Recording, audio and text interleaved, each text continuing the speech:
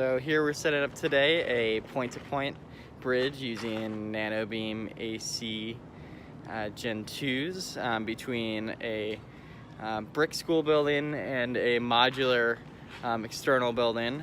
Here's the situation. There's no Ethernet line run between the two, so we're using these NanoVMs to bridge the gap, and then we're running a switch and then two access points inside the modular building.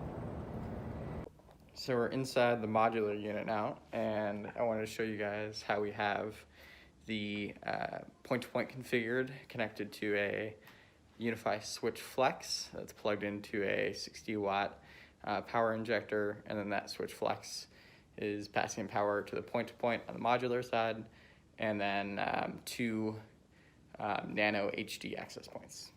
We've got the 60-watt power injector plugged in, going up through wire molding up to the Unify switch flex utility, inside of which is the power injector and the switch flex, and then a 802.11af to 24 volt passive PoE converter that's plugged into the point-to-point outside, and then two other ports on the switch flex are plugged into two APs. Here's one Nano HD and one in the room next door.